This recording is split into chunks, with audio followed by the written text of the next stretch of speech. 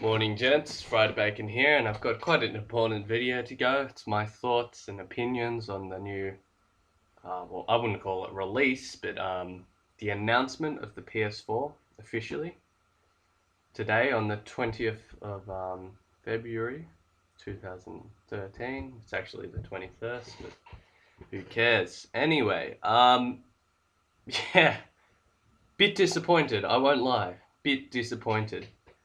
2-hour event, didn't even see the actual console, which, you know, leaves an element of surprise for E3 or whatever, but still a bit disappointing. I mean, I did kind of want to see if it was Orb or a more traditional PlayStation kind of design. Yeah, but it doesn't really matter. They showed us some nice games and whatnot. Anyway, I'm just going to be analyzing right now. I'm reading an article, a few articles, but the main one I'll be reading off is from news.com.au, and I just want to reflect on what's been said as they report. So anyway, Sony's much hyped PlayStation 4 event was like hosting a gala wedding and not inviting the bride. Now you may be thinking, what's this all mean? Well, we didn't see the bloody PlayStation 4. We saw the controller, but you know, we didn't see the rest of it. So for 2 hours, Sony and its game developing partners talked about the upcoming game console, highlighting its social media features and advanced graphics capabilities. Now hold right there. Advanced graphic capabilities. Amazing. This is what we want. This is why we're jumping from one generation to the next. We want better graphics. It's the main thing, you know, maybe smoother games and whatnot, but we want advanced graphics, yeah? We want to make games as realistic as possible. Okay, so we're jumping. We're doing the jump.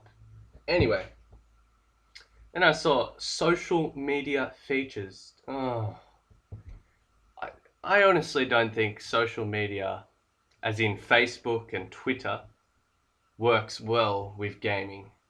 YouTube works well, streaming and that, and I'll get to that later.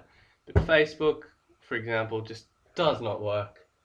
No one wants some nerd posting, and even a casual gamer posting their game time, what games they're playing and stuff on Facebook. Maybe a few of you like it, but we don't want to be bombarded by this news feed, and to be honest, no one really gives a shit, you know? Okay? So, Sony, if you're listening to this, please just focus on graphics, focus on, you know, everything else but social media. I mean, social media can be put onto bloody Xbox 360 and PS4, and I'm pretty sure they did. Social media isn't that important.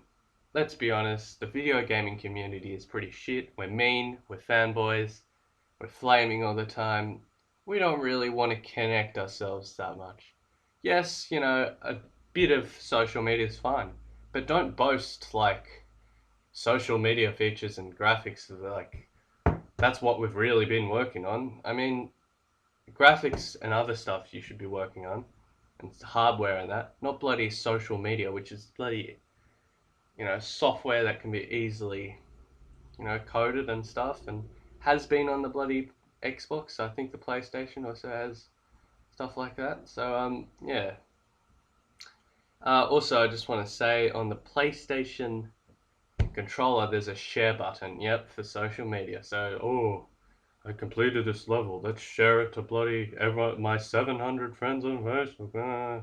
That all hate me. Yeah, sorry, just a bit of a rant. But yeah, look, in theory, it sounds great, but let's be honest, we don't want to be bombarded with all this shit on Facebook. There's enough crap going around as it is. I know, this is my opinion. Some people love Facebook and keeping up to date with friends on what they're doing all the time, like 24/7, gaming, you know, what they're doing, where they are, pictures, you can, yeah, anyway. Not a word was said about how much it will cost and when it will be in store. So, surprise, surprise. You know, they're being secretive. Coming holiday 2013 was given, so it'll be this year, we think. But to be honest,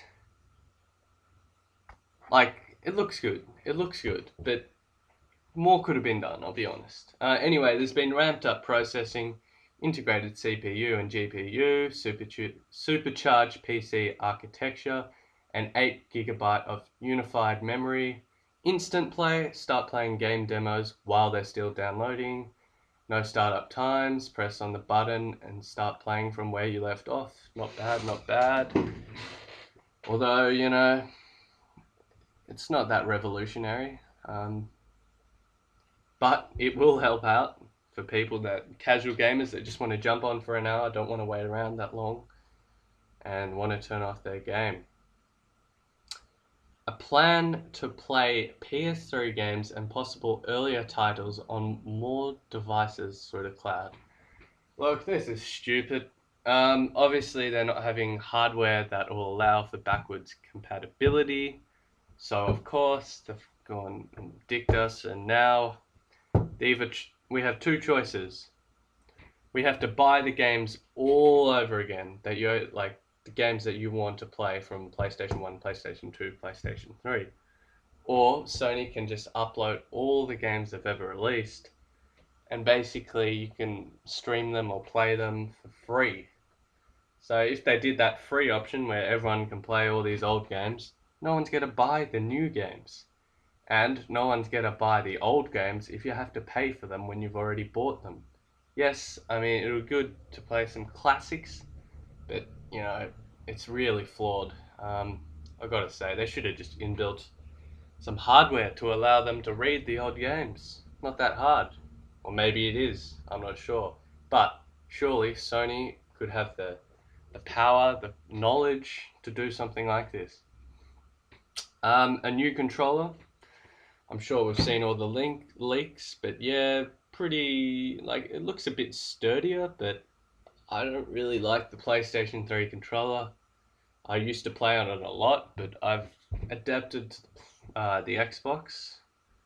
Polygons, characters using up to 30,000 polygons deliver vastly more realistic and emotive characters, so we're going to be seeing some really realistic games out there, which is good. I like that. Super social. Use the controller's share button to instantly share gameplay screenshots and videos. This will be good, possibly, if it's integrated with YouTube. If they make their own bloody PlayStation video, no one's going to use that shit. They've got to wake up, and hopefully they do, and put it on YouTube, and you can stream your own games, make your own videos, whatnot. Screenshots and stream live gameplay. We want to stream it to YouTube. We don't want to stream it to your own PlayStation 4 shit, you know? Greater social sharing and involvement with friends. Okay, whoop-de-doo. Woo-wee. Anyway, so that's some basic specs. I'm going to go into a few more things. The main processor is a CPU x86 64 AMD Jaguar 8 cores, and the GPU is a 1.84 teraflops AMD next generation graphics engine. Memory 8GB RAM. Of course, the hard disk drive is built in. USB 3.0, but they call it super speed USB, even though USB 3.0 is like basic now. Blu-ray and DVD. Bluetooth, normal wireless internet adapter, HDMI, analog AV out, digital output. Not sure if they're having 4K with 4000 resolution, so hopefully they have that. It would be a shame if they didn't. Anyway, there's also like an iToy kind of thing which is supposed to detect where your controller is, but I don't really understand how that's supposed to work.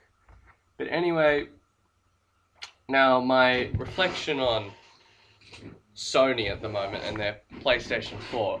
It seems to be that Sony have basically made a futile attempt in stealing thunder from the Xbox with a sham product launch. This is a quote from Simo on theage.com.au, and I have to really agree. I love Sony, and they're a really good company. I've owned the PlayStation 2, 3, and I've played PlayStation 1 many times. And I love them. They're good. I never owned the original Xbox. PS2 demolished the original Xbox. But yeah, but I gotta say, Sony, they're scared of Xbox, and so should they. So they're stealing a bit of, publicity or whatnot. They've hyped it up, built it up, and they've kind of disappointed a lot of people, because a lot of people were expecting the full Monty, everything, shown and whatnot. It's probably smart for Sony to slowly release all details, but yeah, it's kind of like they're beating Xbox to it, even though the consoles will probably get released at the same time, giving them good publicity. Basically, there's not much useful info from this event so far, and obviously Sony is nervous, I think, and they're trying to steal a bit of publicity, trying to get out there first, and which is good. I like that. But yeah, the thing is, Microsoft can easily be like, well, okay, you're releasing this with this set specs, we'll just bump up our specs are better, Then they've got a great selling point, because Xbox is notorious for better software, and if they've got better hardware in there, PlayStation, ooh, what's it going to offer to us? I know there's a lot of people that are committed to PlayStation to buy it. There's a lot of people out there like that, but it all comes down to what offers the best hardware, software, and games. And, whoever offers that, most likely people will buy if they've got an open mind, if they're not a fanboy. Anyway, that's my review and opinion on it. I might make another video, follow up. I may have left out a few things, but if there's anything you want to ask me, or you want me to talk about this, or my opinion, or whatnot, please comment, please subscribe, please like. Helps me out. Trying to build the channel. Anyway, thanks. Sorry about the long video, but hopefully you enjoyed it. Cheers.